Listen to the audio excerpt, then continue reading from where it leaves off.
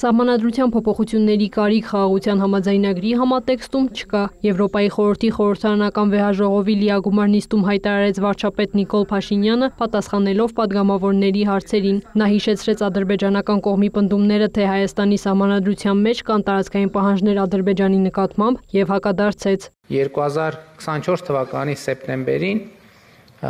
երբ Հայաստանի սահմանադրական դատարանը քննում էր Հայաստանի եւ Ադրբեջանի սահմանազատման հանձնաժողովների համատեղ գործունեության կանոնակարգը, որը իդեպ առաջին միջպետական փաստաթուղթն էր երկկողմ Հայաստանի եւ Ադրբեջանի միջև, Սահմանադրական դատարանը այդ որոշմանը անդրադարձավ խնդրին եւ արձանագրեց, որ Հայաստանի սահմանադրությունում որևէ երկրի նկատմամբ տարածքային պահանջ չկա։ Վարչապետը ընդգծեց, որ խաղաղության նախաստորագրված համաձայնագրով Հայաստանը եւ Ադրբեջանը ճանաչել են միմյանց տարածքային ամբողջականությունը, ինքնիշխանությունը, սահմանների անխախտելիությունը, չունեն տարածքային պահանջներ միմյանց նկատմամբ եւ պարտավորվում են ապագայում չբարձրացնել նման տարածքային պահանջներ։ Մեր գործող սահմանադրության մեջ մենք ունենք կարգավորում, որը ասում է, վավերացված միջազգային պայմանագրերը ունեն ավելի բարձր իրավական ուժ, քան ներքին օրենսդրությունը։ Եվ հետեւաբար, երբ որ մենք ստորագրենք խաղաղության համաձայնագիրը, մեր օրենսդրության համաձայն այն մենք պետք է պարտադիր ուղարկենք սահմանադրական դատարան նրա համապատասխանությունը մեր սահմանադրությանը հետ ստուգելու համար։ Եթե մեր սահմանադրական դատարանը կորոշի, որ համաձայնագիրը հակասում է գործող սահմանադրությանը, ես ինքս հայտարարել եմ արդեն, որ մենք կնախաձեռնենք սահմանադրական փոփոխություններ։ Եթե մեր սահմանադրական դատարանը կորոշի, որ համաձայնագիրը համապատասխանում է մեր սահմանադրությանը, այդ դեպքում ոչ մի խոչընդոտ չկա այն վավերացնելու մեր երկրի խորհրդարանում։ Թեև սահմանադրական փոփոխությունների կարիք խաղաղության համաձայնագրի համատեքստում չկա, սակայն վարչապետը նաև պարզաբանեց, ինչու է կառավարությունը որդեգրել նոր սահմանադրություն ունենալու քաղաքականությունը։ Եվրոպայի խորհրդի ժողովը լավ է տիրապետում Հայաստանում ընտրությունների արդյունքների պարբերական եւ շարունակական կեղծման պատմություններին, բայց խնդիրն այն է, որ այդ ընթացքում նաև սահմանադրություն է ընդունվել։ Տեղի են ունեցել սահմանադրության հանրաքվեներ եւ Հայաստանում հանրային ընկալումն այն է, որ ժողովուրդը երբեք իրականում սահմանադրության օգտին չի քվեարկել։ Եվ ինձ համար հարց էր, իսկ ի՞նչն է պատճառը, ինչու մեր ժողովուրդը իրավակարգի հետ կապված որոշակի կներեք այդ բառի համար ալերգիկ դրսևորումներ է ունենում Հայաստանում հաստատված իրավակարգի նկատմամբ։ Եվ այս պայմանական ասած այս ալերգիկ երևույթը հաղթահարելու միակ տարբերակը ես տեսնում եմ նոր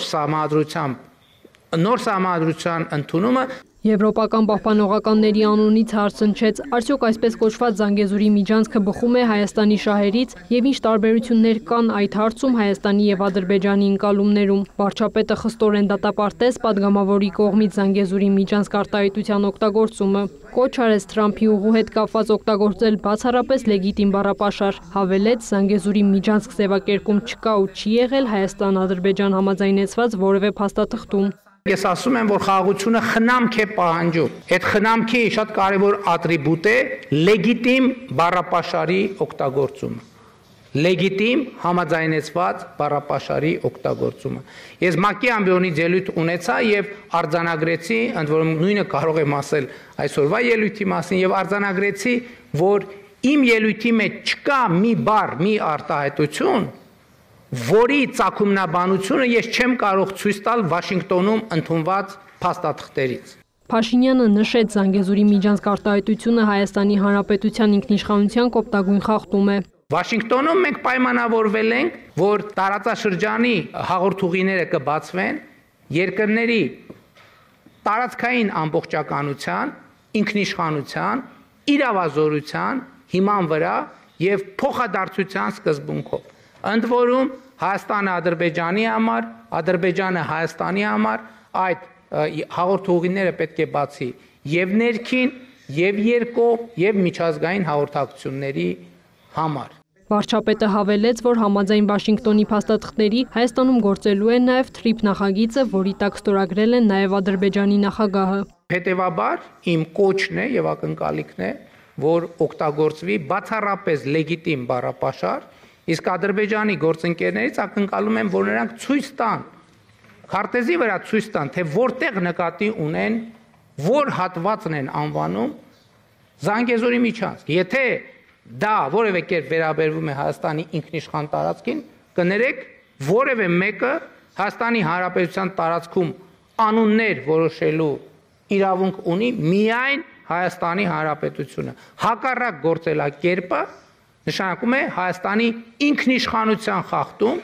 ինչի շուրջ բարձրագույն մակարդակով հրապարակային ձեռք է բերվել պայմանավորվածություն։ ԵՄ անդամակցության Հայաստանի վարած քաղաքականության հարցին անդրադառնալով վարչապետը շեշտեց, մեր առաջնային խնդիրը երկիրը համապատասխանեցնելն է ԵՄ ստանդարտներին։ Այն պահին, երբ որ մենք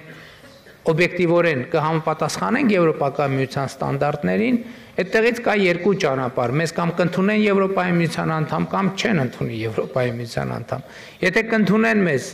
շատ լավ, եթե չեն ընդունի, մենք մեկ այլ կարևոր խնդիր լուծած կլինենք, մենք կլինենք Եվրոպական միության ստանդարտներին լիովին համապատասխանող երկիր, ինչը էականորեն կուժեղացնի մեր ժողովրդավարությունը, կուժեղացնի մեր անկախությունը եւ կուժեղացնի մեր բարեկեցությունը։ Նիկոլ Փաշինյանը ներկայացնելով Ղարաբաղից բռնի տեղահանված մեր հայրենակիցների համար կառավարության ռազմավարական մոտեցումը, ընդգծեց Ղարաբաղից տեղահանվածները Հայաստանի իշխանության եւ միջազգային հանրության աջակցությամբ պետք է հաստատվեն հենց Հայաստանի Հանրապետությունում։ Մենք արդեն նրանց բնակ ապահովման, տներով ապահովման ծրագիր ենք սկսել, որը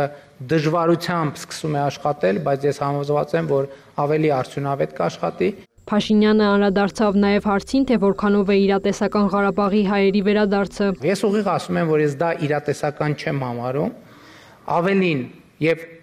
կարևոր եմ համարում մարդկանց ազնիվ այդ մասին ասելը, որովհետեւ մարդիկ պետք է իրենց հեռանկարը եւ պլանները կառուցեն։